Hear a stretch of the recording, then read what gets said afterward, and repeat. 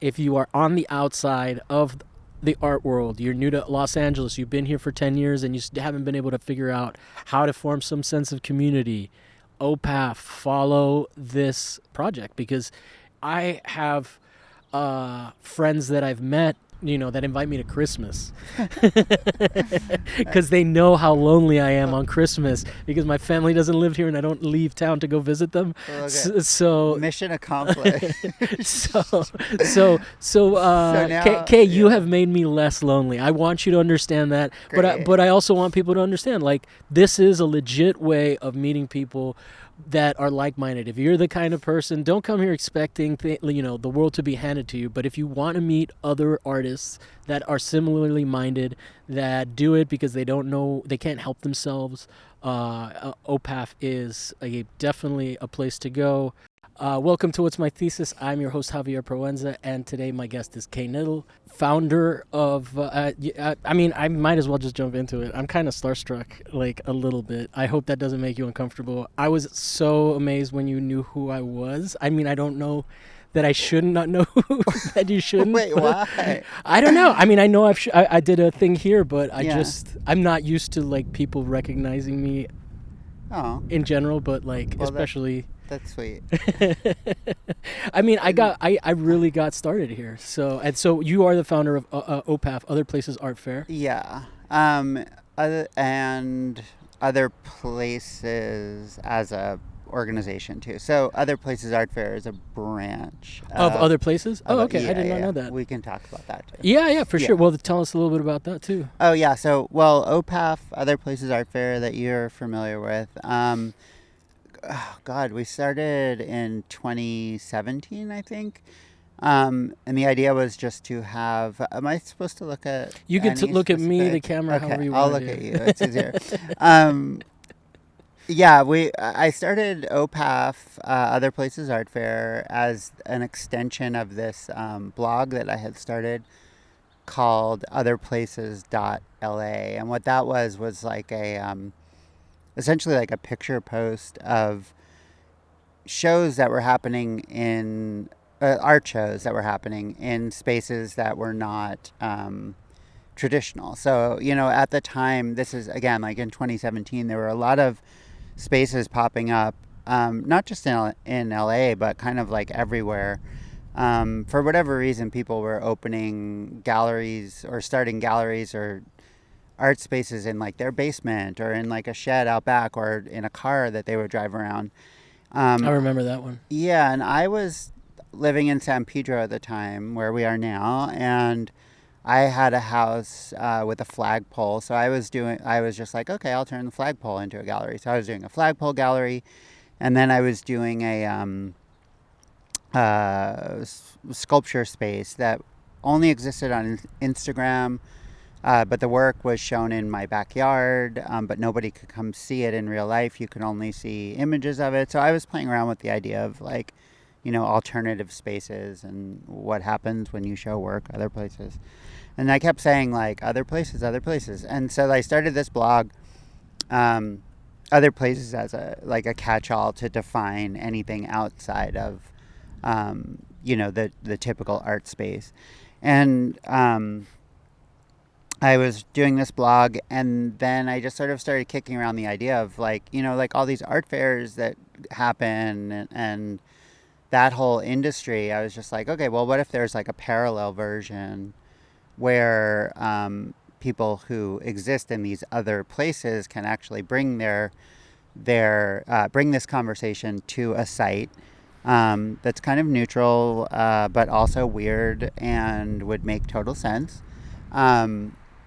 And we would have an art fair. And so that's where Other Places Art Fair started. And that was just like, it was tongue-in-cheek at first. It was just like a way to get people together, a way to have the public come see all this stuff in one place rather than like, I don't know. There were like a lot of the spaces pop up and disappear after like one show, right? Like, Yeah. Or they're all over the place. And so you'll hear about something like 2 weeks after it happened. And so my idea was just like, okay, well, like we'll get everyone in one location, and At Angels Gate Park. and that was here.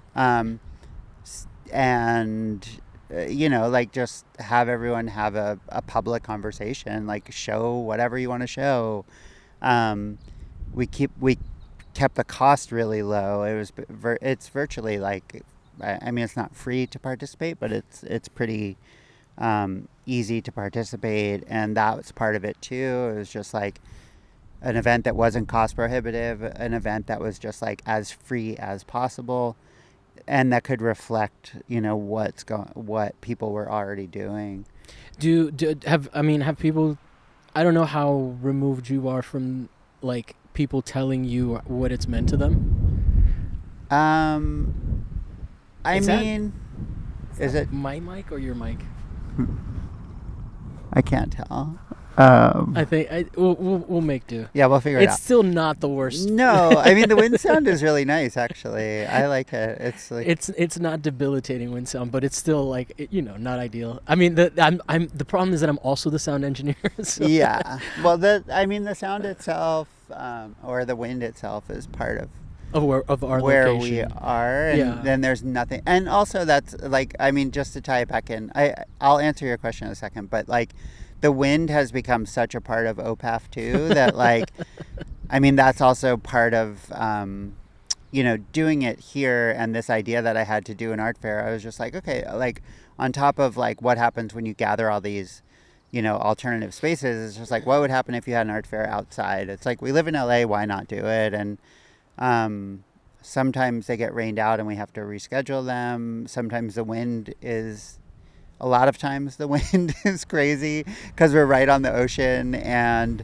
We're on a peninsula. we're like on- surrounded by wind. yeah, we're surrounded by wind and water. And so like, Don't let anyone tell you I'm not up for a challenge. yeah. And I mean, that's kind of the fun of OPAF too. It's like, Yeah. it becomes a challenge for everybody too, to like even set up. Like, it's like everyone's scrambling around to find rocks to like hold papers down. And it's pack in, Tents. pack out. You can't leave stuff overnight, really. So Yeah, you can't. So the wind has become part of like a material, I guess, for me. So I like the sound of it just to get. But your question was, has anyone? I mean, it's basically because Or- I'm about to. Oh. Told you like what this fair means to you. Well, people? yeah, I Because mean, it's like it's really a big deal. I don't know if anyone's told you like the way that I'm about to tell you, but like I've met some of my best friends and like in this fair. Shout out to them. But like this is, I remember, I think I've only missed one, and it that was the year of COVID, and I only missed it because I didn't know it was happening because I just fell out of the loop. But I was like more remorseful. But I went to the last one. It was the first one I wasn't like helping someone install something or something like that. Like I Yeah. just came as a person.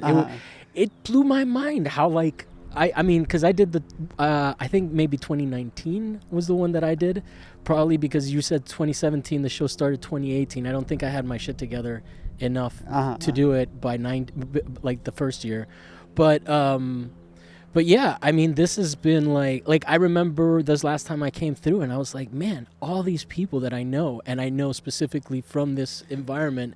And I remember the first time I came, I didn't know anybody here. The person that introduced me was Molly Schulman. You know her, right? Of Made in LA. Yeah.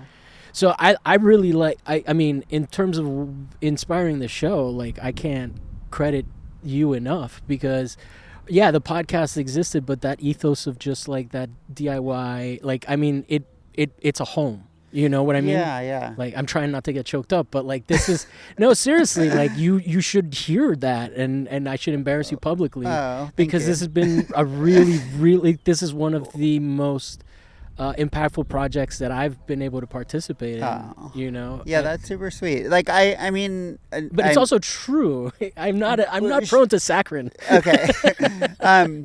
Well, thank you. I mean, I think like for me the drive to do it was just also about like the idea of this community that's like in LA, especially, where we're based.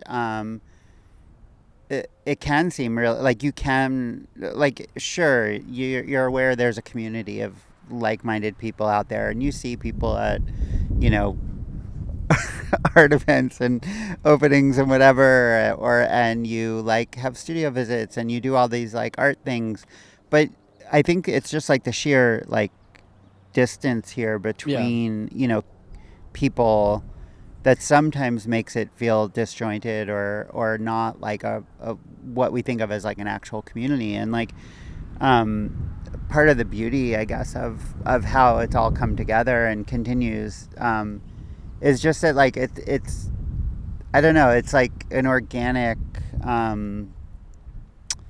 yeah, it's like an amoeba of like similar like-minded people who, you know, it's a reason for everyone to kind of like get together and talk and actually see what they're doing. And I mean, I think of it almost more as like a discussion than a, you know, than an art fair or something. It's like, Mm-hmm. um, and I think of myself in the role that I'm in as just like a facilitator of like communication or something. And I think that's what's made it a special event, right? Like it's just like my only intent is to really just like give people an excuse to to do their thing, you know, and like and then in turn like it, I don't know, there's like an outward expansion of that, right? Like then like, you know, like maybe, or if you're not already doing something, maybe you come and you see someone who is and you're just like, oh wait a minute, like you mean I can just like start a podcast? Cool. Like why not? Like, oh, I can like open a gallery. Cool. Like, you know, No. and I think like that's just like the general vibe of OPAF too, is just like it's a supportive like place, and it's generative in that way that like um yeah, I mean it's communal and it's generative, and I try to like facilitate more than just like have hands in it, and I think that's what keeps it, Well, you know, that's why I alive. was. I mean, you kind of do like you are. We have interacted before. Like I said when we first. I just it's one of those things like you never know if someone like has you registered in their memory banks. Uh-huh. But I think it's because of that, like that you are just there. You're not like, hey, this needs to be.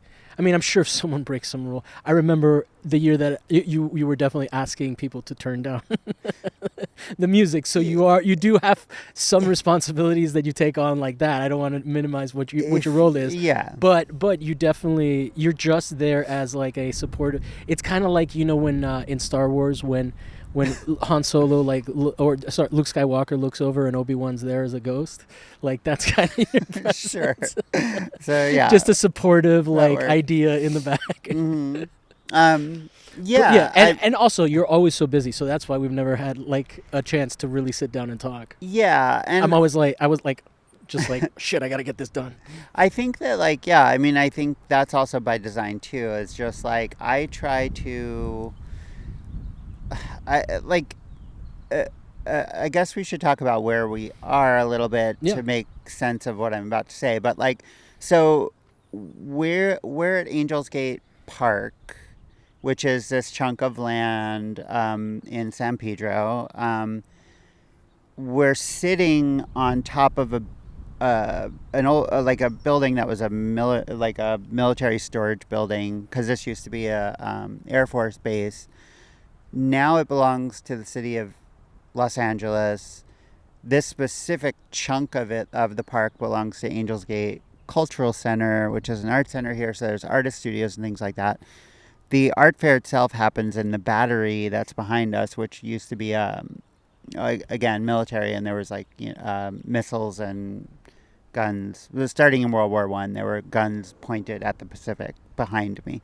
Um, the space gets decommissioned in the 70s, gets handed over to the city, and then all these little things crop up in it. So Angels Gate Cultural Center are the ones who let me do OPAF here. Hmm. Um, that being said, this space itself is like this weird, not quite public, not quite private. No one knows whose it is. Is like doesn't belong to the U.S. military anymore.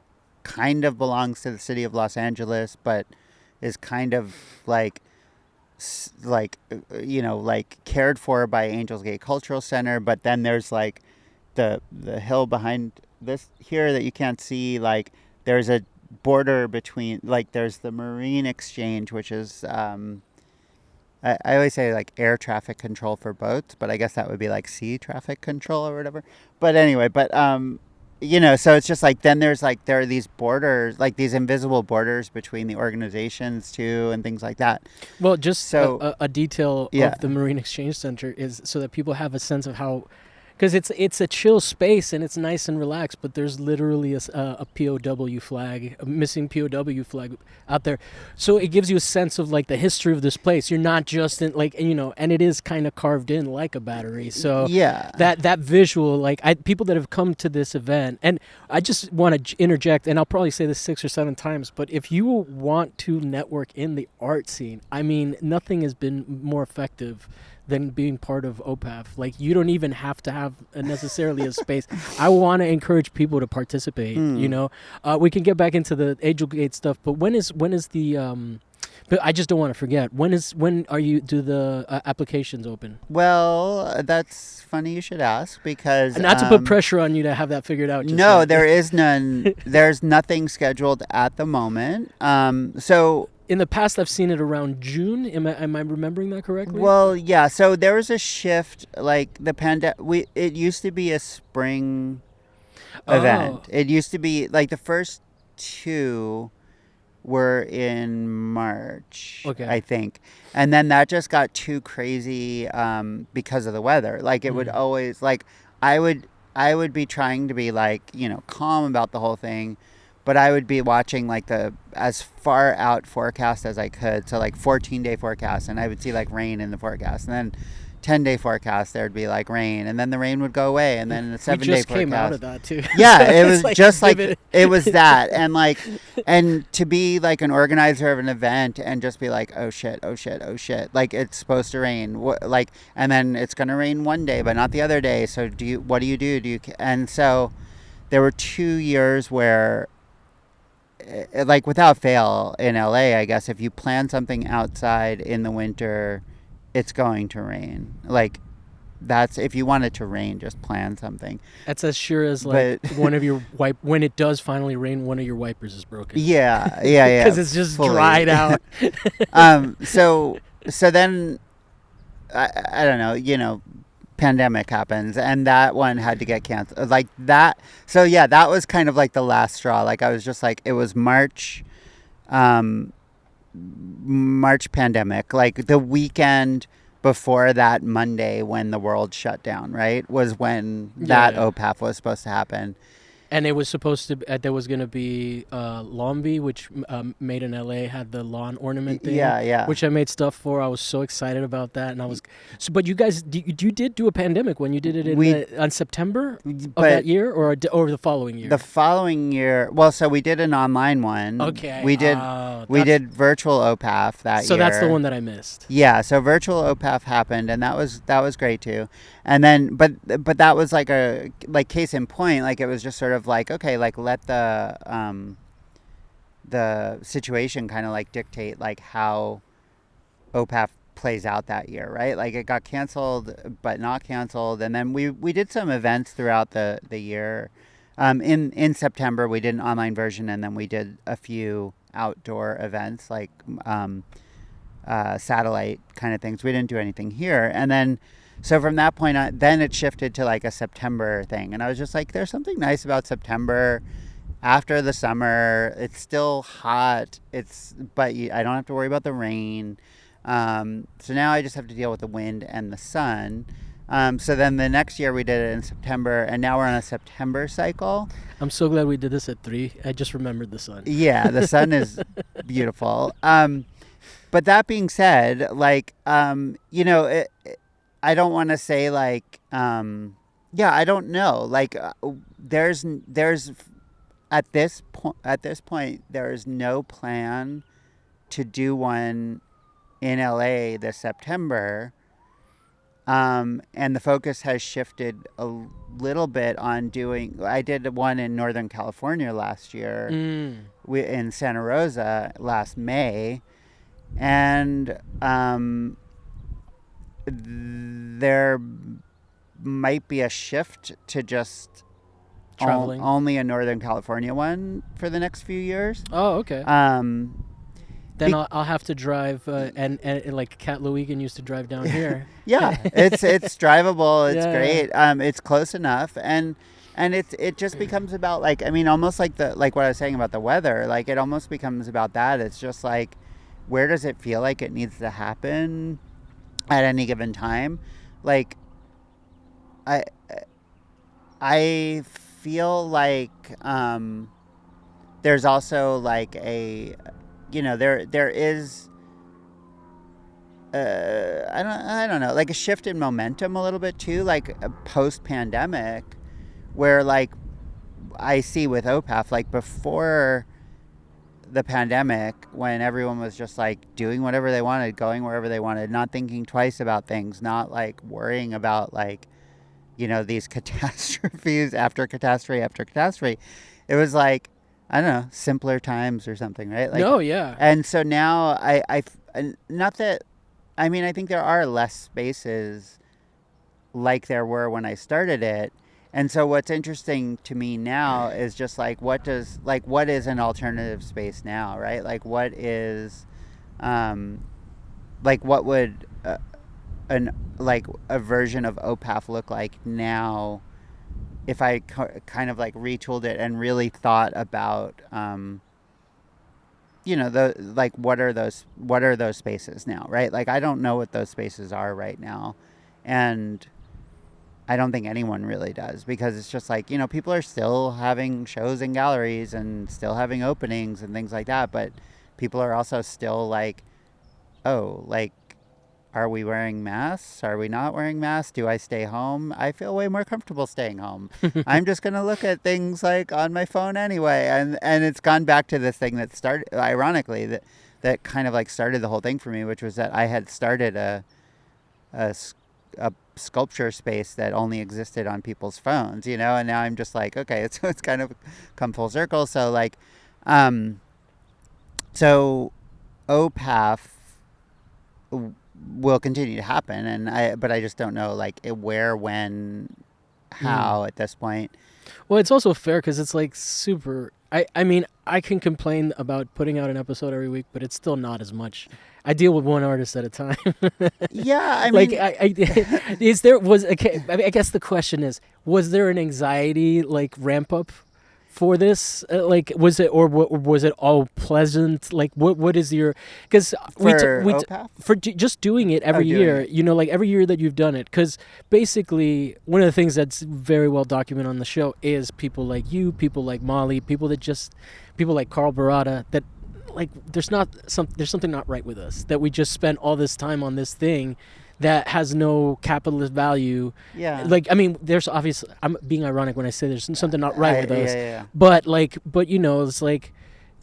not like I would rather be successful at the podcast and have my art practice than like be a top tier $1 million selling artist. That just is too much stress on my art, Yeah. And I think that there's a huge community of people that just care about art, and like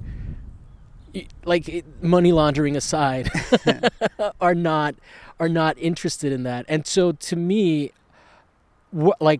I obviously have my feelings with this. I know that Molly talks about being stressed out whenever she has to do Made in LA, because honestly, I mean, in any capacity, anytime you're reaching out and doing an open call, it's gonna be a lot of work. Yeah. So how do you have anxieties like that, or is it just excitement, pure joy? Yes to both. Yeah, like, I mean, Sorry for answering the question. yeah, no, totally, but you know the answer already. Yeah, it's just like yes to both. It's like, why do you do what you do? It's like you love it and you do it, and like there are stresses and anxieties and like, difficulties and that come with it, but then like there's a drive there, right? Like, to because you love it, there's a passion, and I still have that passion and I still have that drive, and like um it, yeah, like I think like, but like, there are aspects of it, of like organizing an event, that are just like not fun, or like annoying, like to bring it, like, because I don't think I ever answered the question about like what you mentioned about like the, like it's a pretty chill event, but then like, there are things I have to run around and do stuff or whatever. But there are things like that too, like where I'm just like, yeah, it would be great to just like not worry about anything. But then it's just like, oh, like a piece might fall over on somebody, right? Like then you have to like think about that kind of stuff. Yeah, yeah. Like, there people have What's to the park and is, drive. I wasn't gonna ask you who I like for gossip, but because I didn't want to be like, who is the most annoying person you've had? But what is the most dangerous situation you've experienced here that you were like, maybe we can't do that? Well, yeah, it's weird. Like, so no one's hard to deal with, and that's what's like either by design or by pure luck. Like, Well, I think I've anytime never, anytime someone has to take the initiative, there's a screening process. yeah. There's definitely like a screening process, so that helps. There's definitely like, like I don't want to call them hurdles, but there's just like, it's just like, and I think like at this point, when anyone who's involved at this point kind of like understands what the project is, right, and understands what the event is. So it's been great. Like I've never had issues with like bratty artists or like, like whatever. Like I am so jealous. It's been so smooth. There have been pieces, even when like, so this past year, just for an example, there was a flag piece. There's a giant flagpole over there that's also part of the military base, which is the pink one Corey Vaughn? well, it The wasn't Corey's piece. It was best practices piece, I think. I might be getting this wrong now, but Oh, I wasn't here that day. Okay, I heard about that. yeah. And it was a super. It was like, I don't know how long. It was a few 100-foot flat, like long flag banner. There's a flagpole here that we're allowed to use, which is also like weirdly like kind of the reason I started doing OPAP in the first place, is because I wanted to like use that flagpole, and we get to use it now. But the flag was just gigantic, and it was really windy, and it seemed like, oh, no big deal, it'll be fine. And it was like whipping around and hitting the buildings, and there are people's studios there, and it was dangerous, I suppose. And we had to take it down. But even that, like, the artist, the space, myself, like, we were just like, okay, like, so what can we do? Like, it wasn't like, oh my God, like, I expected to have this up all weekend, Yeah, and like, yeah, you're ruining everything. Like, everyone's just kind of like, yeah, it makes sense. Like, no one wants a giant, like, banner flapping them in the face. Okay, so, like, let's lower it and let's figure something else out. And then it was like, it was laying in the grass. And then that became part of it. It like, we had to, like, keep it under control for the, so that it wasn't flying around, and, like, it becomes performative in that way. And, like, I think, like, most things kind of like happen that way. Like, it's very hands off. I don't know, if someone wanted to do something that like is clearly sketchy or like dangerous, like at the very beginning, before we even like get to that point, like I would have a discussion, and it's happened a few times, but and mainly just because this is not my space. I mean, it's like, if you own this land. yeah, if I own the land, sure. Like, if that was my, I don't know, if that was my building, my studio, like, I wouldn't mind a flag whapping against it. But like, I understand that, like, other people in there might bother it. That, like, if a window broke, like, ultimately Angels Gate Cultural Center's responsible for it because it's their building, and then like that becomes a liability thing with them. And I get that, and everybody, I think, who's involved gets that, right? Like, it's just like, I mean, it's the nature of like, just like, okay, like, we're having an art fair like outside in the middle of San Pedro, like in the elements, in like trees and grass and stuff. So it's just like everyone's kind of comes into it with this idea like, okay, like we have to figure this out. But I imagine not all art fairs are like that. No, and that's the point is I'm like, just imagining gallerists freaking out. oh yeah, and I mean like I don't have to deal with any of that, thankfully, because I think it's just like, again, at this point, like I think there's an understanding, but like, Do you think it's because there's not enough money behind it? I wonder if you were showing like multi-million dollars, that probably changes the context of everything, you know? yeah, but but like I think And that then Angel's like, Gate is like, why aren't you paying us? I mean, not that they would. I'm just saying, in this hypothetical parallel universe, an evil Angel's Gate parallel universe. well, just in like if this were about capital, right? Like Yeah. then like it's just like, or that kind of money. These things would come into play more for sure, right? Yeah. Like it's just like, Well, there's the liability issues. Even when I said if you own this land, like that wouldn't change no, because then much. I would be like, no, I wouldn't want like a million people here, because what if someone trips and falls? Like I don't have to think about that stuff, at least. But I think like, yeah, I don't know. I think like most participants, I hesitate. I don't know. I almost feel like saying like all of the participants like um do it because there are no, like, I don't know, it's challenging, it's fun, it's different, it's like the most annoying thing is that like for most people who participate is just like finding out that there's no like power. Yeah. Like, oh, where do I plug something in? And then but then like it's like once those conversations happen early on, and we do site visits too, like whenever I do the fair, people come out and walk around for the day, which is really important to me too, like just so I'm just like, find your spot, like really like understand this space, understand the land that you're going to be like setting up on. And then like I think once it clicks for people and they're just like, oh, okay, cool, like I'm not being provided a 10 by 10 white cube with electricity, but I can like hang shit from a tree. Like that's wild, right? And then You remember what I did? I put spikes in the ground, put up studs, and just had drywall. Yeah. Yeah. That was like one of my favorite solutions to any problem I've ever had. Totally. And like you had to solve that problem, and I think like it ultimately it makes it like If you guys go back and listen to that episode, it's marked as the Other Places Art. It's with Josh Shadle, who I recently let me record at Fulcrum Press. yeah. And you will never hear me more tired than I was on that day. Yeah. There's no, like, I didn't even document. And I asked my friends to take pictures, and they were like, I don't know, man. Yeah. Well, it becomes like a marathon kind of Yeah. thing too, because like we can't, it's a public, like nobody like guards the space, right? Like, and so Yeah. like things can't stay set up overnight. We can't set up until that morning.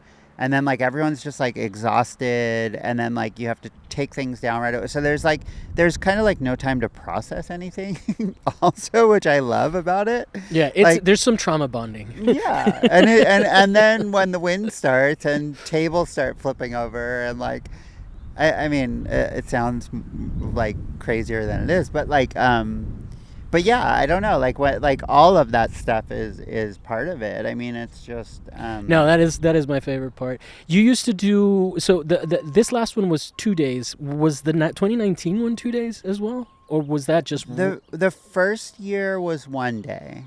everything the else? second year, and every subsequent one was like 2 days. I can't believe I came down here 2 times. I don't even remember that. Well, that's what, yeah, like you I just, don't. I could have sworn when I came last time and there were 2 days, I was like, but yeah, and now I mean I can't argue with you. Yeah, no, You're telling me like, I was here twice. No, yeah, the very first one was only 1 day. I think it was on a Saturday, and then I must have just left up the drywall walls and then taken all the without, art, and taken I the think, artwork. I mean, that's what Most people tend to do. It's just like, okay, what am I okay leaving overnight? But even recently, I mean, every time I come here, I meet someone new. Like Yeah. I met some guys from the Syntax Project. People were really nice. Yeah, yeah. Like now I'm like Instagram best friends with everybody.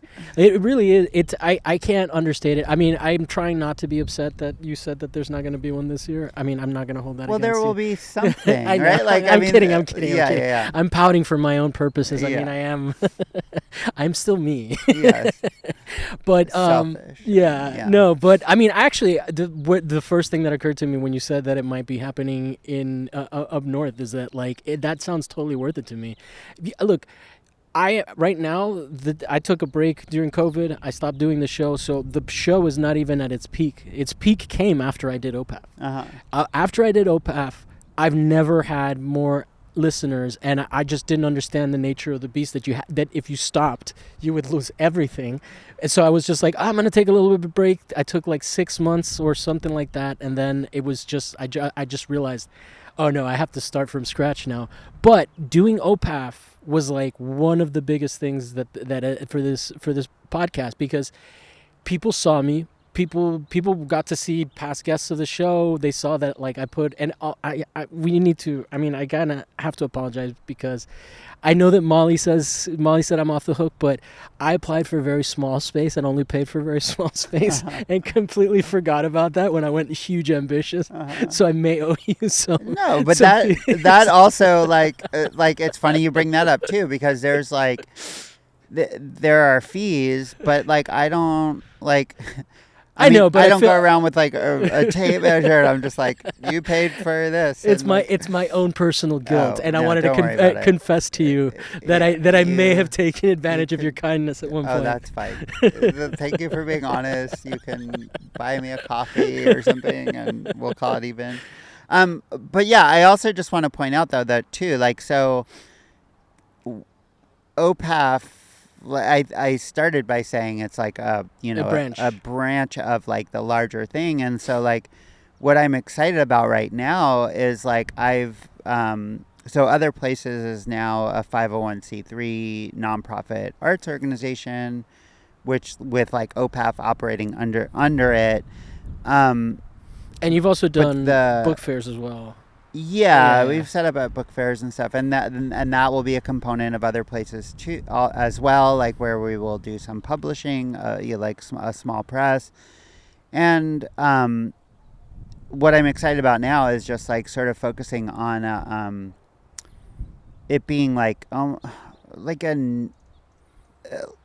like what I learned from OPAF and about this idea of like starting these conversations and I say networking, like I always cringe when I say that word networking because of what that word has become. Well, for us, just become like a. It's like in this scene you make sincere friends, so that's why that word feels a little wrong. Yeah, and you're just like there's like a malintent, like like you're just sort of like, oh, I'm networking for the sake of like gaining something. Yeah. I don't mean it that way. I mean it in the purest sense of the word, like.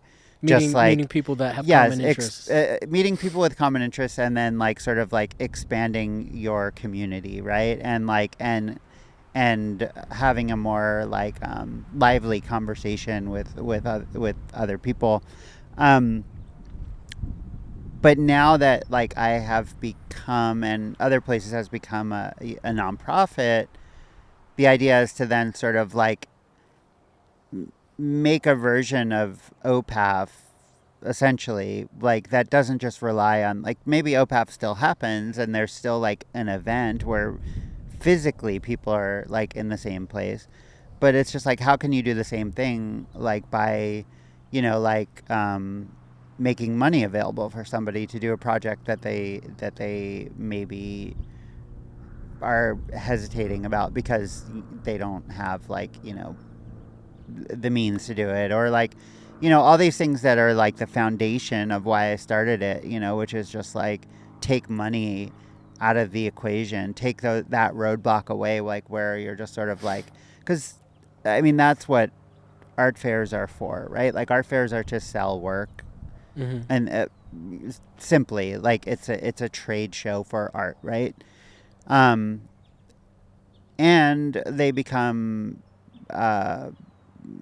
they become like cost prohibitive for a lot of people. They become like and then making your money back, making money, selling becomes like the drive, the stress, the headache, and like the reason for them to exist. And then so like once that Do you feel like a lot of happens, people feel that way about OPEF? no, not at Oh, all. okay, No, okay. no, no. All That's right, what I'm so, saying. all right, cool. I'm Yeah. following you now. No, Okay. yeah. So what I'm saying is just like when I started OPAF, like that was sort of like also its core intention was just like, okay, like it doesn't really cost anything to participate. There are small fees just to kind of keep me sane, but what if you took away like all the stress and headache and like monetary bullshit from like an art fair and like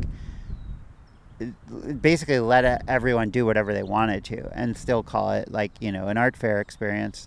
And so in what I want to do with other places as a arts organization right now is essentially that, like it's just like, okay, like hands off on my end as much as possible, but have this network, this community, this thing in place that in different ways encourages people to just continue to try things, right? And just like I don't know, like How did what? I'm not 100% clear on what 504 501. 501c3 is a nonprofit. Did I just say the Levi's number? Yeah, 501 jeans. 501 button fly. Yeah, a 501c3 is an organization that doesn't have to pay tax, essentially, right? Like you're a nonprofit organization. Cool. We have a board. We have like you have to have all the like. So how many people are involved in the board and whatnot? Currently a handful. That's also like where my focus is right now too, is like building. This just sounds really ambitious. So I'm like, Well, yeah, impressed. You're like it's a lot. You're kind of on the not Fulcrum Press but Fulcrum Arts kind of tip now too, right? Because there are 501 jeans as well. Yeah, there are Levi's 501 jeans as well. Yeah, I mean it's just like it becomes like anything like Angels Gate is a arts nonprofit, right? Like it's just like, and that it means we can apply for grants. It means that we can like Monte fund Vista project. I know that Monte Monte Vista is under a Fulcrum, so you can have projects like ours too now. Exactly. So there are spaces like, for example, with Monte Vista as a space, we don't have necessarily the resources to make our own 501c, make our own board. You're right. That's not really how our structure works anyways, because it's kind of a roving group of people that come in and then they take part, and then whenever they're ready to leave, they move on. So it's a lot less paperwork, but that's why it's really interesting that you're taking this route. I mean, I think that this is, as sad as I am that I don't know when the next OPAF is. I'm glad that you're behind this stuff. I definitely believe in projects that you, in your ability to materialize projects that are successful. Yeah, so. Thanks. Yeah, and I think it's also like the same way that for me OPAF was about like playing around with the idea of what an art fair is or what that even means, what those two words mean when they're separate, when they're together. Art fair, I mean. It's just like sort of like the same approach I think I'm taking with like what is an arts organization, right? Like what's the function of it? What can I do and what can we do as an organization that's just there to like support and to support projects and generate ideas, right? Like it's just like I don't even know what that looks like. I don't know what any of it looks like, but it's just like if there's a support system in place, then maybe those things kind of like start to appear and make more sense. And I think it's not to say that like OPAF the event doesn't serve a purpose anymore. I mean, I think it does. I didn't mean to like, No, no, and it but sounds like you're building infrastructure which would facilitate this to be less burdensome on you as well. I mean, not that it's a burden, but like yeah. if you have a network and a structure, like I literally just said how we are an offshoot of another thing. So Yeah. it sounds like what you're building infrastructure. It's like how some people now are buying their Web3 addresses and stuff like that for the future. Yeah. You're building the infrastructure for the next phase of OPAF, which doesn't necessarily like not include. But I think it's also interesting what you said. I think that there is a lot of validity. I can speak for Monte Vista projects in particular. Like, what's it called? COVID made it really difficult, and we're all still kind of, as human beings, but aside from anything, as human beings, we're all like Emily Silver, who I just recently interviewed. I don't know if you know her, but I like to credit people. Yeah. She was saying that I forget what she was saying, but basically the point the point is that that like. Oh yeah, she was saying that like we're all still coming out of this with trauma, right? Like this has been like a huge change. We were still saying that we're still not sure if we're supposed to wear masks, and you know, some of the information that used to be called bad is now like legit, and like people, you know, there's also like trauma in being like called a conspiracy theorist, and people not wanting to like admit that they were wrong about certain things. You can tell I lost an Instagram account. but I'm saying like just on that level, it's still hard. So to have the wherewithal to like move, I mean, I 100% stopped doing the podcast during COVID because I was not mentally fit to do it. Yeah. I just did not have any goodness to give out. I was going through that like, oh, me all the time, and I have some things I don't like about me so much that everybody, like, it was a universal thing. Like, you're nodding your head like, Yeah. There's never been an event like that. I mean, well, that's all you could do. Yeah. Right? Like, and yeah. I think, like, yeah, just like, yeah, to do your space, to make a space, you know, to make your art. So it actually seems like a good moment to set up, because I think that will come back. yeah, well, I think also, like, I mean, it's this conversation that I had started when I started the event, like, which was about, like, it's so much about site and site specificity, and like when, like, yeah, I don't know, like, that's why, like, I mean, it was really interesting for me to do one in a different city, like we did it in a park in Santa Rosa, and it felt totally different, but it felt totally right also, you know. It felt like, oh, that's where it needed to be at that moment. And I guess, like, I'm also interested in, like, what that looks like when, I mean, it's become such a part, the LA OPAF has, or San Pedro OPAF has become such a part of the, like, this site, that, like, I'm also interested in, like, what does it mean to, like, move it to other sites, right? Like, what happens when you, like, insert it other places. See, I just say it all the time. But that's where, like, you know, it's like when I have, you know, like, the organization itself, and it doesn't really exist anywhere. I mean, it exists, you know, in all of our hearts. Yeah, in all of our hearts, and online, and, like, in the ether. But, like,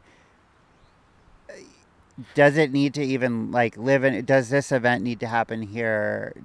Does it need to, like, what happens if you move it to another location? What happens? What other spots have you thought of other Well, than the Santa Rosa Park? Well, that's what's interesting too. It's like like, I haven't, you know, like, I can't, like, this. What if you find space, another abandoned military base barracks? Yeah, then maybe, like, this space made total sense. Like, when I found this site, like, And when I thought about doing the You're like fucking Bugsy Malone, like standing in the middle of the desert. I love this place, and I have learned to love it and think yeah. of it as an art fair space. But no, I would have never stood here and been like, oh yeah, the Flamingo Casino Yeah, no, I mean, I spent a lot of time like when or I Muggsy Siegel. bugs Bugsy. Anyway, Mu- whatever. Bugs I'm confusing him with a short Mugsy basketball Siegel. Muggsy Malone or Muggsy Siegel. Anyway, we're we're out uh, of our depths. Go ahead. yeah. This like yeah, no, like when I moved down here, I moved to San Pedro from Silver Lake, and so I was like in LA proper, east side of LA, and moved down here, and it was just like it was crazy. I was like walking, like you go for hikes, and you're walking at a park, and all of a sudden you're like in a bunker, like you're like it's just it's crazy. Or there's like Sunken City is in San Pedro, which is a part of San Pedro that in the 20s, late 20s, early 30s, I think, there was an earthquake, and so a neighborhood slid down the cliff and whatever.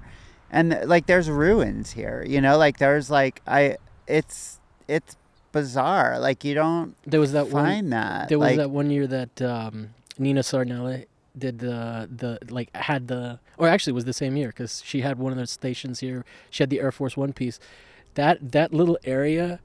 That's kind of where I wanted to record. yeah. I know it's technically not Angel Skate Park. Oh yeah, the tunnel. Yeah, there's that tunnel, and then you get into Yeah. this like amphitheater. It looks like it's out of a James Bond movie. Yeah, it's It wild. Like you could And film an action to the end of a James Bond movie there, where like there's parkour, yeah, totally. And I mean, it's just like And we're close to so- the Korean friendship belt. I can point to from here. Yeah. It's that way. Yeah, I mean, there's all this, there's layers upon layers upon layers of just like stuff in this.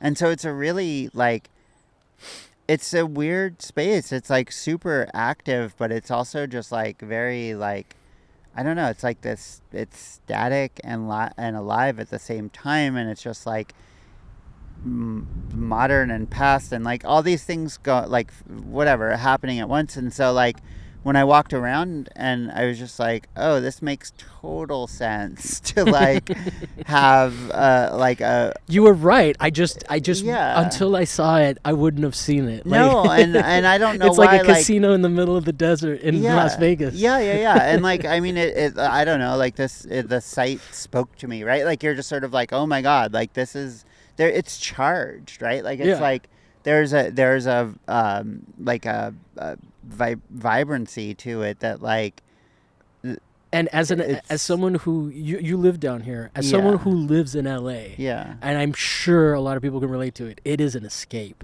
Like coming down here, there's something. It's not different weather-wise. Landscape doesn't change too much, but just not even just being on the site, just the town of San Pedro is, Yeah, is it's so wild. like It's wild. it's so it's just relaxed. It doesn't even look that different. There's just something that feels slower, and it's like even though you're exhausted the whole time, you feel chill. Yeah. It's the weirdest thing because you're doing the you're installing and stuff. You're tired, but Yeah, I mean, it's like there's something about like the proximity to the ocean for sure. There's something about just like kind of like being at the mercy of the elements, and then when you come down from LA or like people who have participated have come from all over, like all over the country, all over the world, and like it's like this weird thing that you're having to like traverse and like get to this destination that then feels like I mean, it doesn't feel part of LA. no. It doesn't feel part of anything other than what it is itself, and like so. But the naval element, the military element of it is also kind of strange, right? Because you're like in the it's like what is more American history? Well, yeah, and like the fact that it's like an air force base, right? Like an army base, and like So this was not like was there like a runway here or No, Okay. it's like sorry. So it's Army. The Air Force Base is over there. Like still, there's a section of this was called Fort MacArthur, um, and Named after Douglas MacArthur, I'm guessing, yes, who was a bad man to the Philippines. yes. Um, If you want to learn some history, go look at what he did to the Philippines. He lied to them. He told them he loved the place, and then just firebombed the shit out of them. yeah, I mean, as you do, as He was like, as one "It's the does. pearl of the Orient." Like, man, the Yeah. Philippines was like, Mm. it was a meeting point between the East and the West in this crazy way. And then during the war, it was like, oh yeah, never mind. Yeah. None of it's left. Exactly. I mean, all of the like I was just reading. There's a Sarah Vowell book, "Unfamiliar Fishes." That's about Hawaii and about the colonization of Hawaii.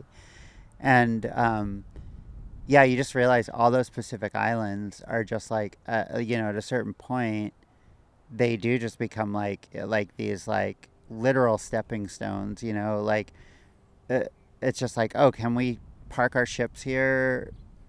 Well, Cool, like it's ours now. there's Like there's GI it's Burger. There's yeah, there's so much cultural branding tied into American military culture in the Philippines. It's baffling.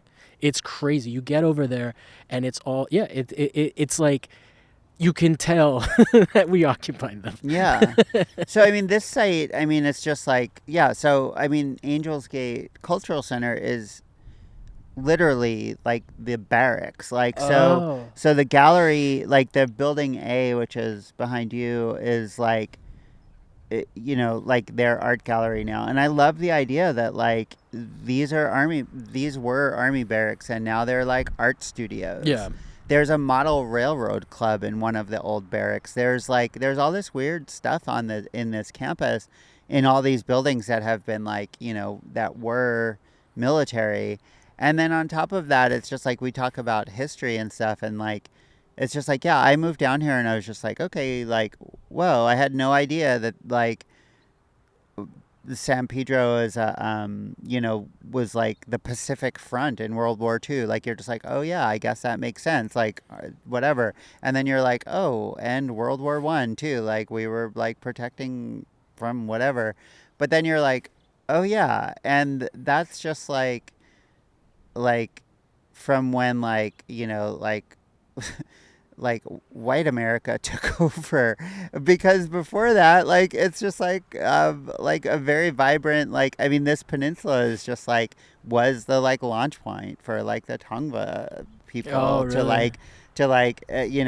and for like ages. And so this now also like this site is like sacred to the Gabrielino Tongva tribe. They have over there, like I'm pointing, like everyone can see. Well, they can see you. They Well, can. they do the gathering of the elders here every Oh, year, which I wow. love too. In Is that this, what all the wood stuff is yeah, there? those are Oh. like they're like the huts but they do a 2 day event here where they invite members of other tribes, and they have they just have like a 2 day event. They have a fire that they keep going, and like it's hosted by the Tongva people. And I just think that like that's incredible too. So it's just like you talk about like these layers of stuff like on top of it's just like, oh, we're gonna like it's a military base, now it's an art center, now it's this, and then like but I love the idea that then it's just like that's back on top, like it's just like it's come back around again Hmm. to like, so it's like original layer of history now when the like gathering of the elders happens. Like it's just like it's amazing because it's just like, but also d- depressing and devastating at the same time, right? Because it's just like But if you give it it enough time, but it'll look like ancient Rome to us, and it'll be charming again. well, yeah, and it just like and but that's what I mean And about we won't the remember who the Tongva people were because yeah. they'll be like the Etruscans. Yeah, I mean, and that's like, I mean, it's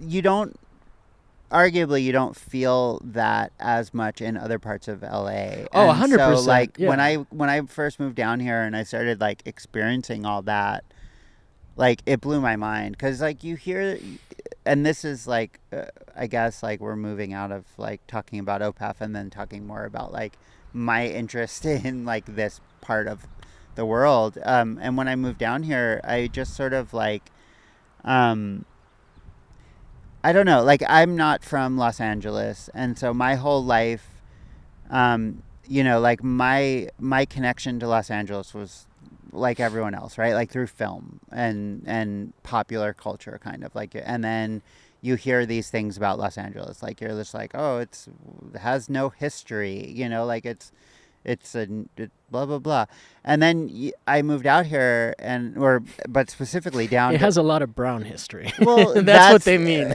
Well, that's the thing, right? Like you're like, what does that actually mean, right? Like it means we move the border and we don't want to acknowledge yeah the people that live here. Yeah. First. And then you're like, okay, like so acknowledged like history that like Americans understand, like is always in relation to European history, right? Yeah. And so when you're like, oh, there's no history here, it's like, why? Because like white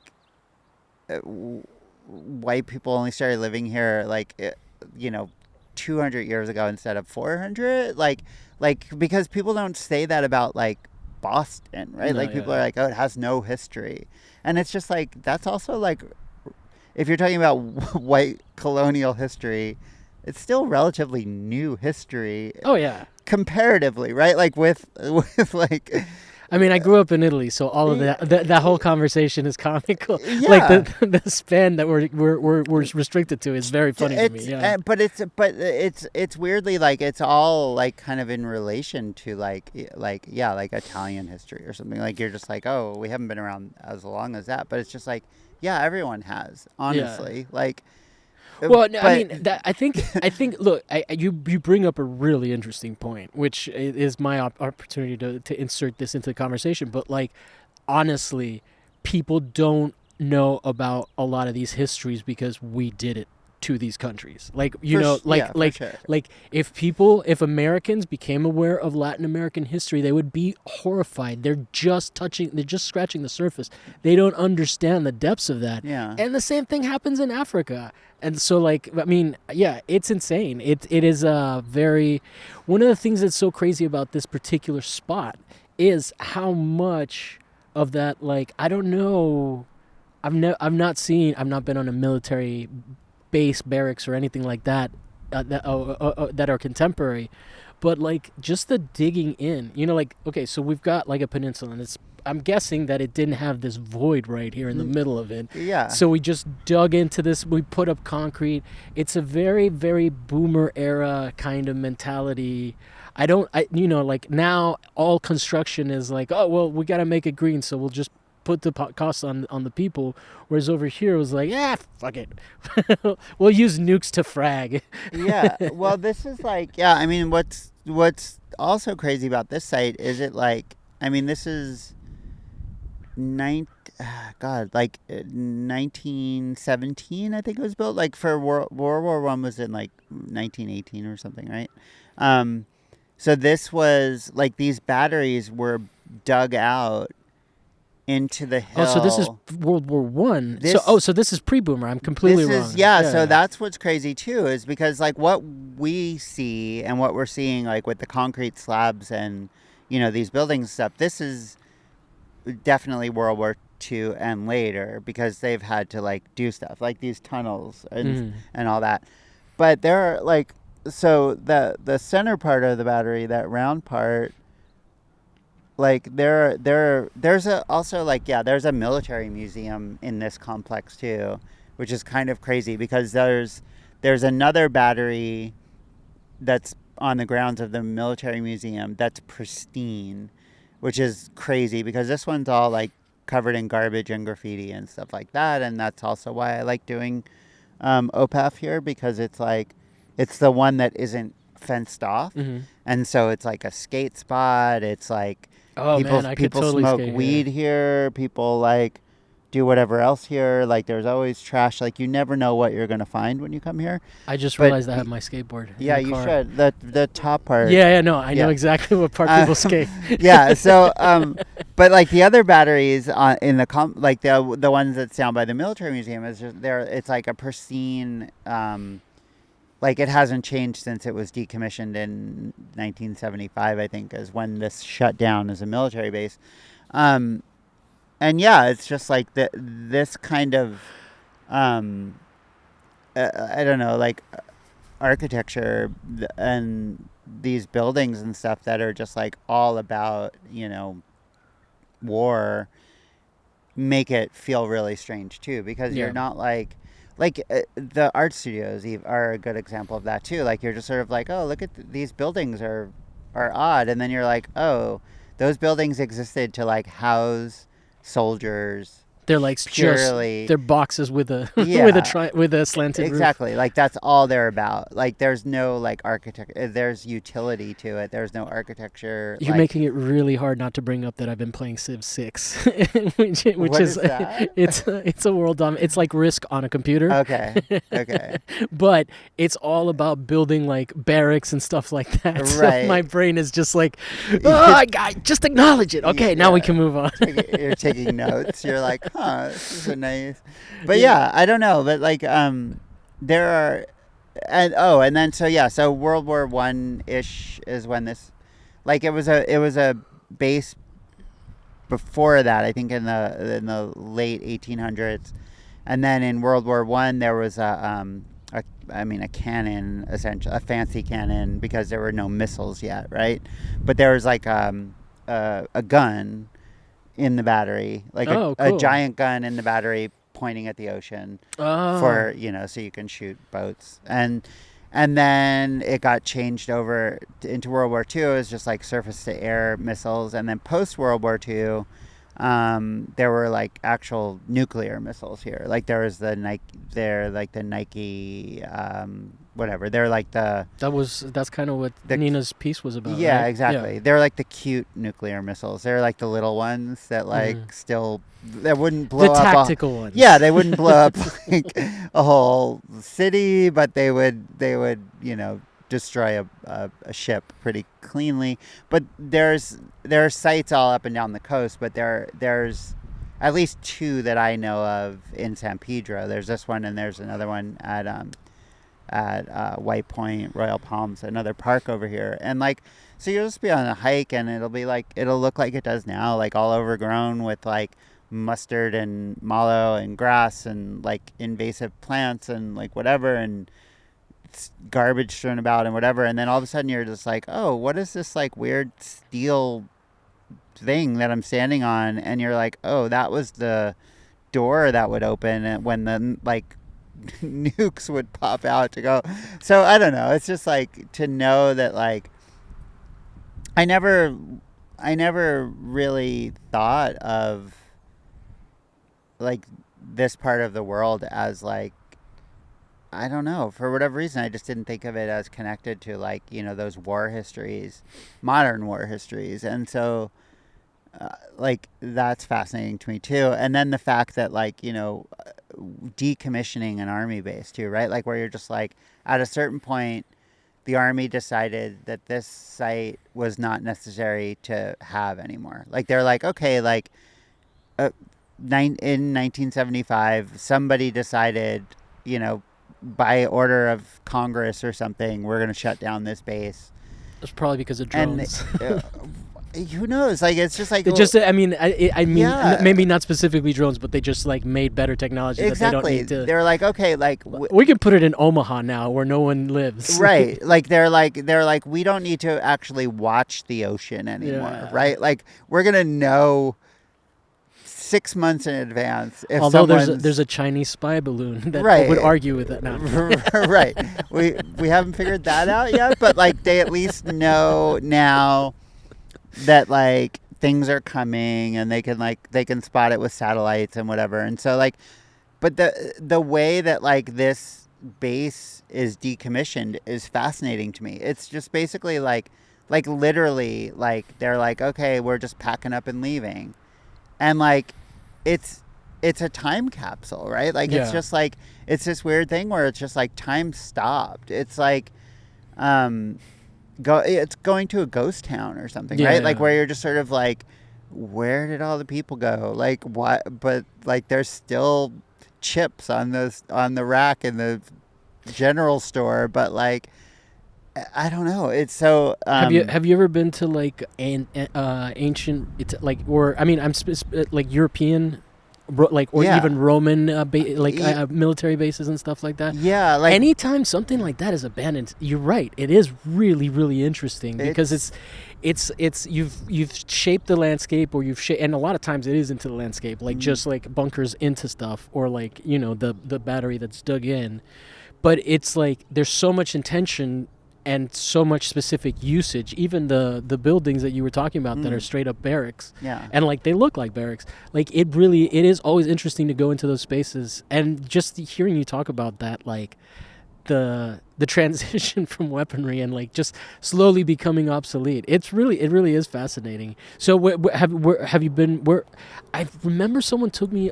There's some really interesting ones in the Bay Area. Have you checked out any of those? Up north. Up north, Yeah, yeah, no, that's what like people. It's funny because because it might be interesting to do it at another base, to do well, OPEF at that's another. what I Yeah. mean. People tell me that this reminds them of Headlands, I think, which is up there, and which is another. Yeah, it's not exactly, but like similar thing where it's like, I think it was a army base that's now an art center, and I don't know about doing it there, but like the spot that I'm kind of looking at right now is there's also, and it's similar, but there's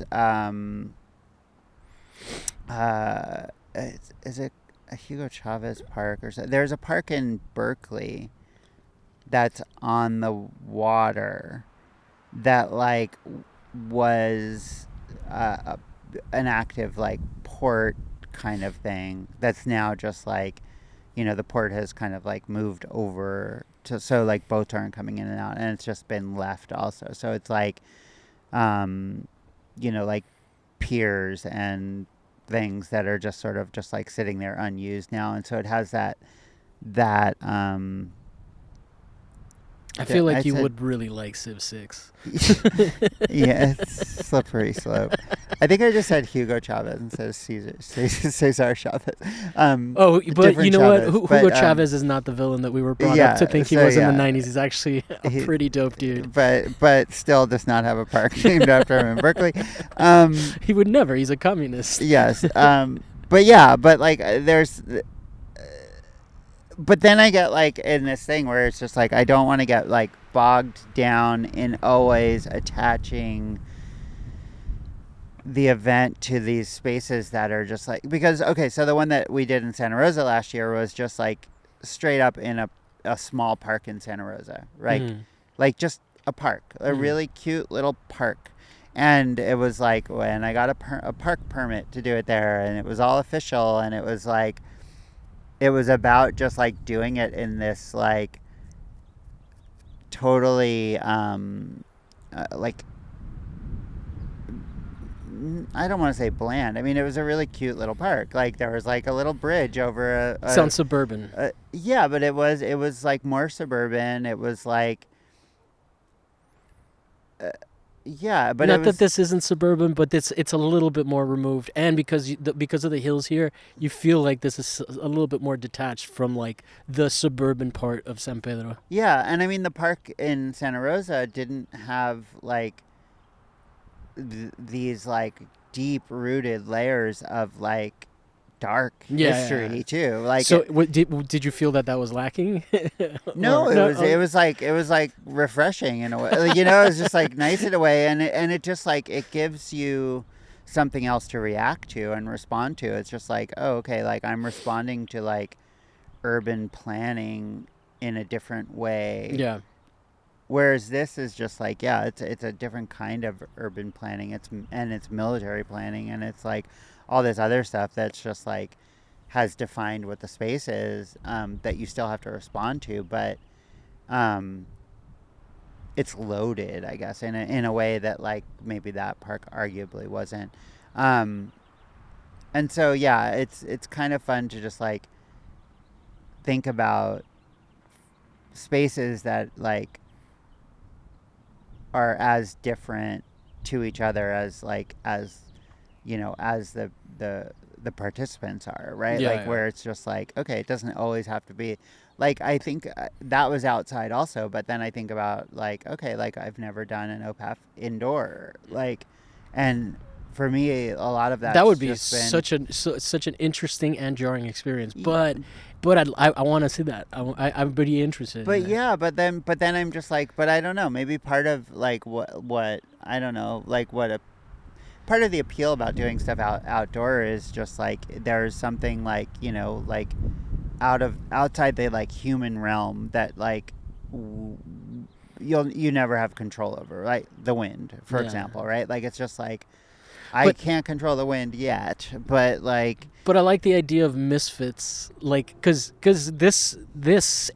venue sort of fits the let's say the clientele, mm, right? Like I feel like, or maybe I've just grown used to associating people, but I just feel like because we're artists, you've made me get used to this as kind of like a DIY run and gun kind of like, yo, let's just do it. yeah, Whereas it would be interesting to see our unkept selves within.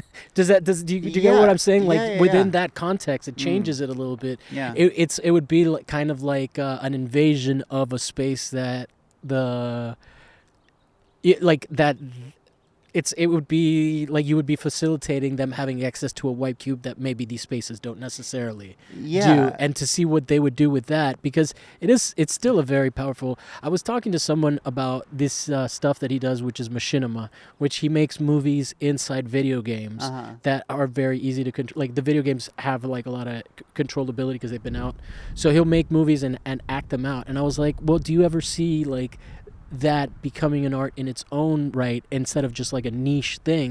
And it's like, not without the gallery space. Mm. So it's interesting to bring these like DIY concepts full circle back into the traditional art space and see how. I mean, I like that's the maybe I'm reacting to that one most because I can visualize it and I can't necessarily visualize those other spaces. So I'm not saying it's a Yeah, better yeah, idea yeah. than the other ones. Yeah. I'm just saying that, like, oh yeah, you know what?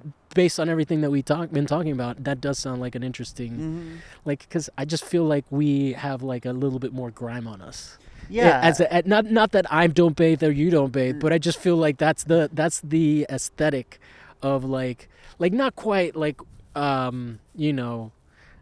going out to Coachella and stuff like that, but because of the outdoor nature, it no one's wearing appropriated headdresses and stuff like that. But Yeah, I mean, I think like I mean the core thing for me is just uh, like um finding spaces and sites that like I don't want to say force you, but like at least ask you to relinquish some control, right? yeah, And that's what like I think like when I think about like what is the core of um any site that I could see OPAV happening in, it's that like it's just like how would it ask participants to just like let go of some stuff and really think about like inserting their ideas, their problem whatever, solving. yeah, like into that. And so like yeah, I don't know, I mean I was thinking like I I I like the idea of like doing something like at sea also, which could be kind of good, like on a boat or like a barge or something. But I mean that gets a little more complicated. But like, but just like that would be an example of it as well. Like where it's just like there's just like there's a movement or that you're dealing with, right? Like there's like also weather, but like yeah, like I don't know, like Well, just one of the things that we also haven't talked about is that like most spaces, most like fancy galleries would not want their artwork just to be outside, like right. which is definitely a challenge of doing it, especially when I had that year that I had the 14 pieces. I was like, why did I do this? Yeah. And but I mean, I think I do really appreciate that challenge. I I literally did not know how I was going to resolve that issue, and I just went to Home Depot and I found the things that I needed. I used the stuff that I need. I mean, I've put up drywall several different times in my life for several different jobs, Yeah. so I knew that it would work, and all I needed to do was figure out how to stick it into the ground. So that was really the only issue that I had to figure out, right? But it was super fun, and I was I mean, I worked way too hard to build those things Yeah. and to install them and stuff like that. That like, it's like when I don't know if you've ever done this, but you're like you have a speech or something that you have to prepare for, and you spend all night cramming for it, and then by the time you have to do the performance, you like suck because you haven't gotten any Because sleep. you're too tired. Yeah. Yeah. Yeah. Like that's exactly what recording that episode was like. Uh-huh. But it was like, but man, the excitement, and I was so happy to build something. Yeah. That Yeah. dude, the building of something, oh, that was killer.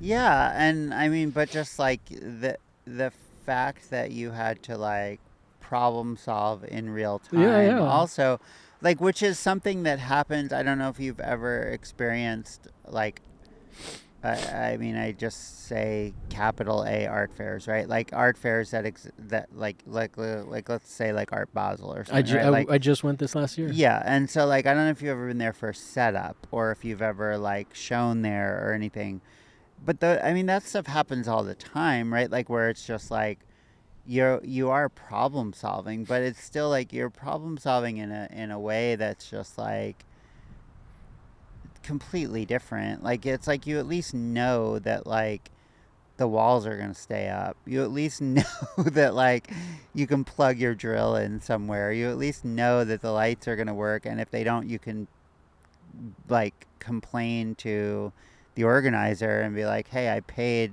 $10,000 for this booth and everything should be working." Um but it's a different, like, I mean, the problem solving that like has to happen here or at OPAF is like something that like I don't know, like I want it to be like part of the event itself, right? Yeah. And like part of like this thing that like that people embrace, and rather than it being like, yeah, it's stressful in the moment, but ultimately it's just like it's not really going to affect anything. Like you'll figure it out. Like everything will be chill. Like Yeah. you're like cool. Like that's like the vibe. The stakes feel high because you care, Yeah. but they're not And not necessarily. yeah. No one's gonna be like, oh man, that shit is crooked. Right. And if they did, they'd be like, "Oh, it's crooked because like I'm also crooked because I'm standing on a hill trying not to like roll down into a battery a bunker, Well, I mean, in terms of that challenge, that is one of the things that I'm most proud of. Like, in retrospect of events that I've shown, I mean, I've curated in galleries and the shows have been great, but I'm personally proud of that because of the challenge of managing 14 people's work, not getting any of it effed up under the conditions, and like having people be like, oh, hey, be really excited about what you've done, like being too tired to really appreciate people's appreciation, but also like when you get home and you've rested, like, hey, I think people were into that, like Yeah, they were cool. yeah. And I mean, I was so shy back then that doing the live one was like so ambitious. But I will definitely, if you go, one of the things that I want to start doing with the show is traveling, because I'm not tethered to an actual work location, because I can work from home now. So, or remotely. So I mean, if you do one, I definitely want to come up, because honestly, any city, I can use that bump. Yeah. The bump of being in a place where there's, I don't think I could maybe look really, really hard, but I don't think that there's a venue where I would meet more people for the show that would be potential listeners than anywhere else. I don't even think if I went to like, uh, did a live show at like, say for example, Jean Milan gave me permission to do one at Cirrus again, which he did one time. Like, I really don't think that showing there would have as prestigious a spaces, and I really respect Cirrus. My audience is the people that are in OPAF, Yeah. and I think it's the same thing with the people that do made in LA. It's all those people. It's that DIY artist run. Like, I'm not waiting for you to tell me that I'm an artist. I'm an artist. I'm gonna do art things, and Yeah. so I'm definitely down. Just keep me posted. Keep everyone posted, please, on where the next one is. Yeah. Because with lots of anticipation. I mean, I came to the last one, and after being to the last one, I do understand what you were saying. It didn't feel light in number of attendees, but I felt like the the same thing that's happening to Monte Vista and all other places is happening everywhere. I think Liz Nuremberg, who I don't know if you know, from TSALA, was on her episode. She was talking about how she sees that a lot of mid-tier places are struggling because of COVID, Yeah. and now, just now, the artist-run stuff is getting back in there. Just Yeah. now, like we're literally just recovering ourselves.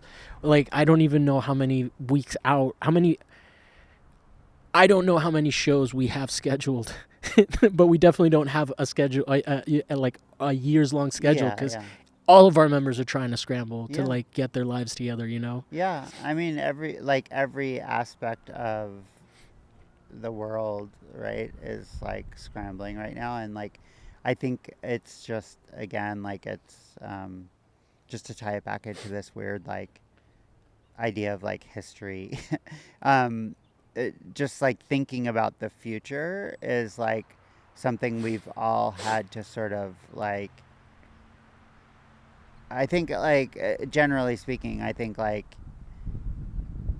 humans, not just art humans, like, I just mean people in general, like, are having a harder time thinking about the future than ever before in our lifetime. Oh my and god. and so I just think like that's just on a really basic level. It's just like nobody wants to plan because you're just like, but what if? But then, and then you get to this point where you're just like, okay, cool. Like, I don't, everything's fine again. Like, I'm going to plan, I'm going to like whatever.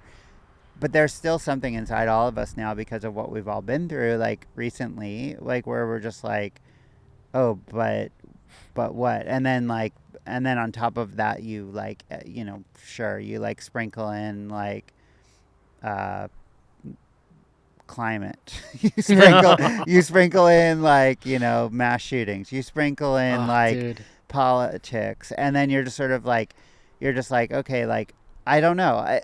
It's rather than, and I think I'm trying to like, yeah, like I'm not trying to be like a downer. It's like quite the opposite for me. Like, where I'm just like, this is also like it's really exciting for me to think about like, okay, well then like, could this finally be like the end of these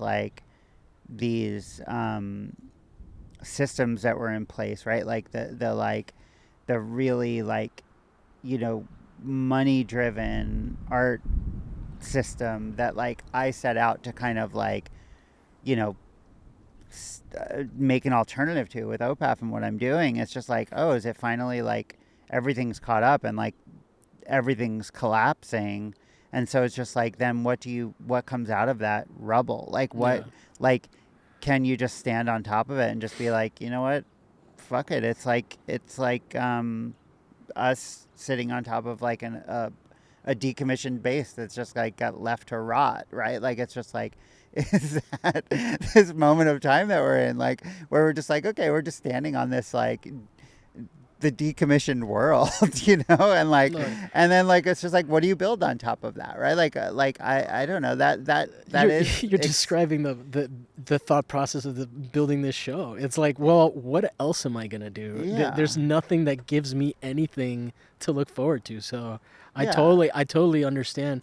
I really do respect and appreciate the work that's going into sort of figuring out what's next. I mean, I used to do this show on USB mics, hmm, connected to a computer that would crash and destroy all of my work, and I took the time off to really make the effort to like get this, and I've never been happier. yeah. You know, These so mics are great. thanks. But I'm just saying that like sometimes that like time to reassess and reinvigorate the mission and restructure it, because like I said, I'm very excited about some of the stuff that you're talking about here. The fact that you're a 501 genes, and I'm just Uh-huh. never gonna learn that That's word. fine. I'm only gonna know 401k. Yeah, I'm a 401 button fly. Yeah. Only for profit numbers I need to know. Hmm. Yeah, totally. Can I really quickly? We should probably start wrapping up because Yeah. I'm going to be very cold. I can tell Yeah, as that sun is going I down. see. You can see me like Yeah, I'm shrinking as a human being. I yeah. was like, That's fine. I was mean, all I'm, like this. I'm cold and I'm like dressed appropriately. So yeah. So I don't. I as someone who's okay. I mean, I'm not saying this as a lament. I'm totally okay with being overshadowed by my art practice being overshadowed by the work that I do. I don't want to be grandiose, but in theory, like a community project, Mm. it's similar where like um, people get access, people get platformed, um, so what is your like what kind of work do you make? I don't know anything about that, and I don't know if I know anybody who does. It's a bit of a mystery. Well, I do. Yes. Okay. Well, the flagpole. So the spaces that I do, Harborview and Pole, which is the flagpole gallery, and Yard Pedro was the sculpture space that started the whole thing. Harborview and Pole, up until this past year, always like the flagpole was my booth. Okay. Like Cool. I was just like, yes, like I am not passing up this opportunity to use the giant flagpole, and so like I would show, but I wouldn't show my work. Like I showed. You would curate.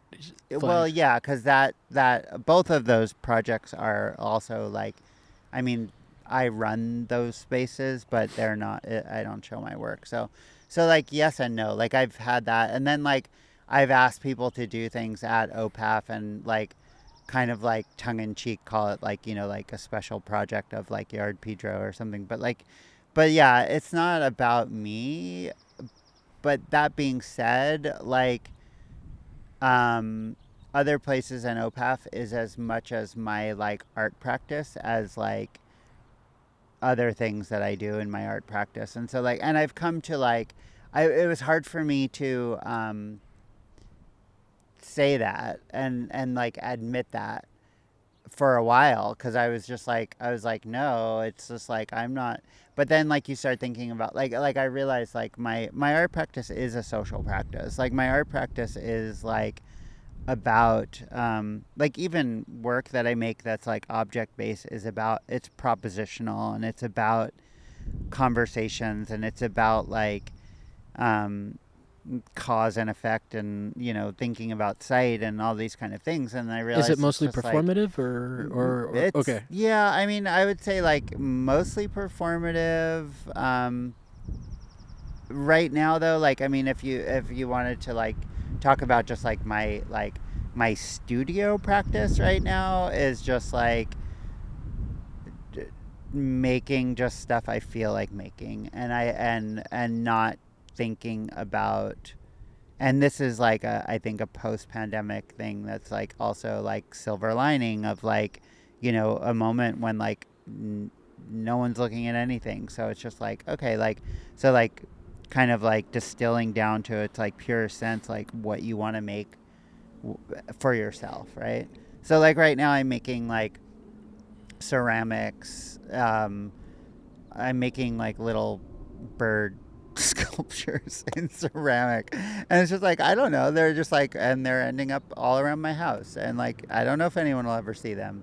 I don't care if I'm ever going to show them, but like, that's my practice. Like, it's just Yeah. like, that's what I'm doing, and I don't care. And like, but OPAF is as much of my practice for me, and like, setting up the nonprofit is like as much of an art practice for me as like anything else, like writing or painting or Hmm. doing a like quote unquote performance. I mean, it's all a performance, I guess, on some level, but that's not to like, take anything away from any element of it. It's not to say that like it's none of it is real, right? Like it's all very real, and It like sounds like your OPAF my stuff is more front facing and more, and then the studio practice might be more private. yeah, I guess, and like the OPAP stuff too. It's just like um weirdly, it's just like the way that I think about the event and just like the elements of the event, from everything from like having to like have make an application form, to like find a venue, to like facilitate things. Like, it's like all those pieces for me are just like the same as pieces in a show I would have, or like I can relate to that. As yeah. someone who's done a fair amount of conceptual stuff, a lot of my practice has been. I keep drawing practice just so that I have a regular practice, but a lot of my practice just ends up being like sourcing stuff, and I'm like, oh, okay, I'm gonna go to San Pedro to buy a specific shredder that I can't find anywhere else. uh, Like that I can totally relate to that idea of like non-traditional art practice, I guess, yeah. of like, okay, this isn't sitting in the studio, but I did just drive an hour away to pick up a very specific element, sculptural element, that is this piece of electronics, that is going to work into this, like.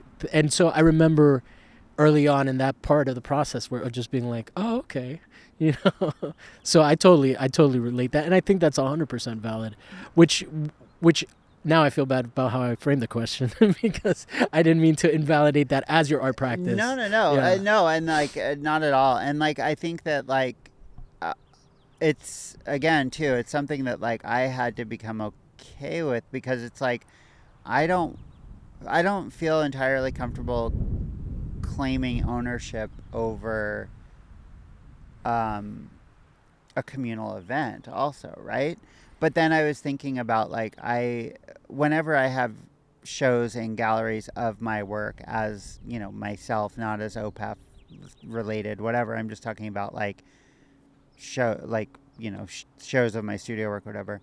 There was something like, every show I've ever had, I've curated other people's work into my show, whether that's like through having like an event at the show where there are performances and things like that, or like actually having other people's work in my show.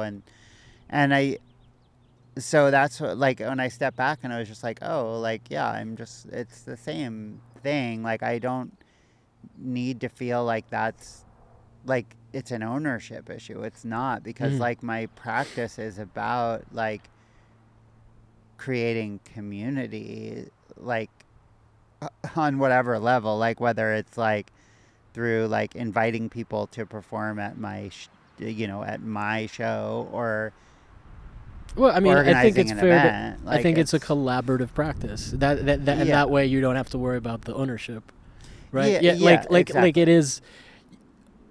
Yeah, I totally I don't think I didn't think that as a or I understand the self-loathing human guilt involved in the struggle with that, because I have that as well sometimes.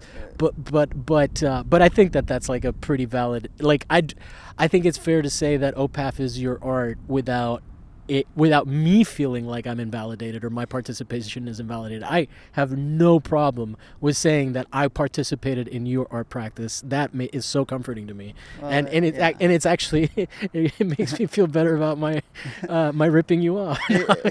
No, it's great to. I mean, it's great to hear that, because, like, yeah, it's just like that's something that, like, yeah, it's like it's a hard, I'll put it to you this way: yeah, this is a collaborative process, but this is my fucking show. Right. Yeah. And I think that like all the stuff that goes in the back end of it that most people don't get to, like, if I have editors and stuff like that, then it becomes a different thing. Yeah. But literally, like, when I leave, like, everything, like, this doesn't exist if I don't do anything. Yeah. OPAF does not exist without you making it happen. Yeah. Even though we all are participants in it. So I would say that as someone who's come to terms and had those same thoughts about, like, because I do speak about the show in the royal we. Yeah. Even though it's literally me. Yeah. But I totally get that. Yeah. Is there anything that that we can promote for you coming up? You are at OPAF on Instagram and at... It's at Other Places Art Fair. Oh, my bad. That's okay. On Instagram. And then it's opaf.info is the site, the website. The Instagram is the best way to, like, know what's going on. And that's where, like, I would do any announcements about application or, like, upcoming things. Yeah, that's all you need to know. Those two things. You don't have a support or a volunteer system that you set up yet? No. I just want to. If I can send people your way to do free labor, I'm happy to do it. Yeah, we'll get to that. We'll get to that. Okay, Yeah, we'll keep get to that. posted on the Instagram for opportunities to help. I will say this, and I will say it again. If you are on the outside of the art world, you're new to Los Angeles, you've been here for 10 years and you haven't been able to figure out how to form some sense of community, OPAF, follow this this project, because it is... I have friends that I met doing the podcast here that day that I'm still, like, that invite me to Christmas because they know how lonely I am on Christmas because my family doesn't live here and I don't leave town to go visit them. Okay. So mission accomplished. so now, Kay, you have made me less lonely. I want you to understand that. Great. But I also want people to understand, like, this is a legit way of meeting people that are like-minded. If you're the kind of person, don't come here expecting the world to be handed to you, but if you want to meet other artists that are similarly minded, that do it because they don't know, they can't help themselves, OPAF is definitely a place to go. I would say that not to diss any other projects out there, but directly affecting my life, yours, and your project that made in LA are hard to deny as being the pinnacle of just events that are formational and projects that have helped me sort of become who I am as a podcaster, as a artist, as a curator. So I really would like to give you all the credit that you deserve. This is a great honor to have you on. Well, thank you. I really appreciate all the work you do, and your art is amazing. Thank you. Well, that's nice to hear. Thank you for having me, and it's been great chatting. And yeah, I'm excited for you to participate again, whatever that means, whenever that happens. The problem is that now that we've done this, I think we're friends. Yes. So you're going to have to deal with the fallout of that. Okay, fair enough. All right. Well, thank you guys so much for checking out the show. This has been very nice. It's the first thing I said to Kay when I got here was that the only time I've ever installed here, or that it's exciting to be installing the show here like this, because I've never been here and not had to be exhausted. Yeah. Well, this is like I'm not gonna fall asleep on the ride home. Yeah, and just one. This is a plug for, like, this part of Los Angeles. Everyone should come, not just for OPAF, but come visit San Pedro and the Palos Verdes Peninsula in general, because a lot of people don't even know that this part of LA exists, like the harbor area, and it's bonkers. It's closer than you think. It's 40 minutes. It really wasn't that. And it's just otherworldly, and there's whatever. Just come down. Come south.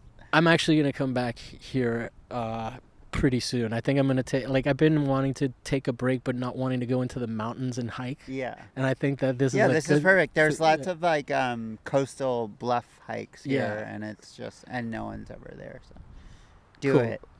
Uh, Bye. bye, and we'll be back next week with another guest with another topic that may or may not be art related.